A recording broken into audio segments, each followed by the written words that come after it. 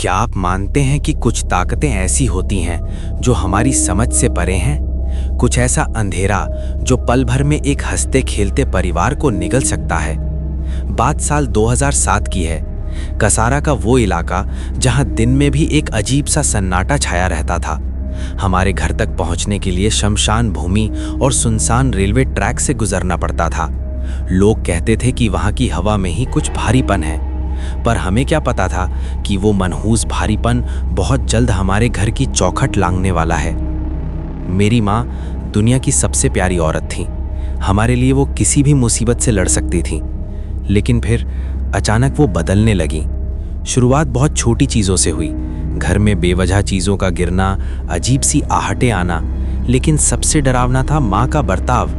वो अक्सर घर के अंधेरे कोनों में घंटों अकेली बैठी रहती थी, कुछ बड़बड़ाती रहती थी, एक ऐसी भाषा में जो हमारी समझ से बिल्कुल बाहर थी। जब हम उनके पास जाते तो वो एकदम चुप हो जाती। उनकी वो ममता भरी आंखें अब पूरी तरह पथरा गई थीं। उन्हें देखकर ऐसा लगता था जैसे वो हमें पहचानती ही नहीं है। घर के हर कोने में एक अनजाना डर बस चुका था। फिर आई वो खौफनाक सुबह। करीब 5:30 बजे का वक्त था। मेरी बहन बाथरूम में थी। अचानक लाइट चली गई और चारों तरफ घुप अंधेरा छा गया। तभी उस अंधेरे में उसे महसूस हुआ कि वो अकेली नहीं है। उसने पलटकर देखा तो सामने माँ खड़ी थी, लेकिन वो मेरी माँ नहीं लग रही थी। उनके चेहरे पर एक ऐसी मुस्कान थी जो किसी इंसान की हो ही नहीं सकती, एक अजीब सी शैतानी मुस्कान, और उनकी आंखें वो लाल चमक रही थी। इससे पहले कि मेरी बहन चीख पाती, उस चीज ने जो मेरी माँ के रूप में थी, उसने मेरी बहन का गला पकड़ लिया। इतनी ताकत! एक माँ अपनी ही फूल सी बच्ची के साथ ऐसा कैसे कर सकती थी? लेकिन वो तो बस एक शुरुआत थी। असली खौफ ने तो उस रात दस्तक दी जब पिताजी घर पर नहीं थे। आधी रात को अचानक माँ ने जोर जोर से चीखना शुरू कर दिया, पर वो आवाज़ मेरी माँ की बिल्कुल नहीं थी।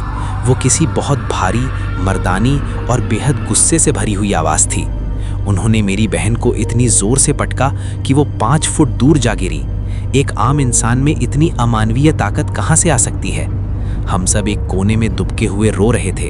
हमारे सामने हमारी दुनिया उजड़ रही थी।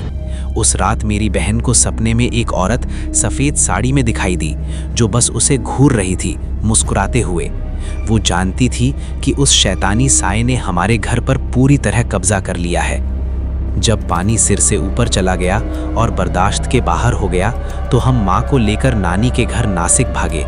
वहाँ एक जानकार बाबा ने माँ को देखा, और जो उन्होंने बताया उसने हमारे पैरों तले ज़मीन खिसका दी। बाबा ने कहा, ये कोई बीमारी नहीं है, इस पर काला जादू किया गया है, बहुत गंदा और खतरनाक जादू। और जानते हैं सबसे बड़ा दर्द क्या था? ये किसी बाहरी दुश्मन ने नहीं किया था, हमारी ही एक नज़दीकी रिश्तेदार ने किया था। सिर्फ और सिर्फ जलन के मारे। एक हंसते खेलते परिवार को खून के आंसू रुलाने के लिए अपनों ने ही शैतान का सहारा लिया था। उस दिन हमारा विश्वास रिश्तों पर से हमेशा के लिए उठ गया। आज इस बात को 20 साल बीत चुके हैं। हाँ, वो चीज़ माँ के शरीर से चली गई, लेकिन जाते जाते वो मेरी माँ की आत्मा को भी अपने साथ ले गई।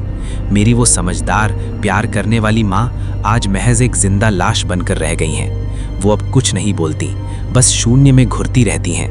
उनका मानसिक संतुलन पूरी तरह से खो चुका है। जिसने हमारे साथ ये किया था, सुना है उसके परिवार का भी बहुत बुरा हश्र हुआ। उनके घर में एक के बाद एक मौतें हुई। शायद इसे ही कर्म कहते हैं, जैसी करनी वैसी भरनी। लेकिन क्या उनका बुरा होने से मेरी माँ मुझे वापस मिल गई? कुछ घाव ऐसे होते हैं जो वक्त के साथ भी नहीं भरते। दोस्तों, ये कहानी आपको डराने के लिए नहीं, बल्कि ये बताने के लिए थी कि कभी कभी अपनों की जलन किसी शैतान से भी ज़्यादा खतरनाक हो सकती है। अपने परिवार का ख्याल रखें। अगर ये कहानी सुनकर आपके रोंगटे खड़े हो गए हों, तो वीडियो को लाइक करें, शेयर करें और हमारे चैनल को सब्सक्राइब ज़रूर करें।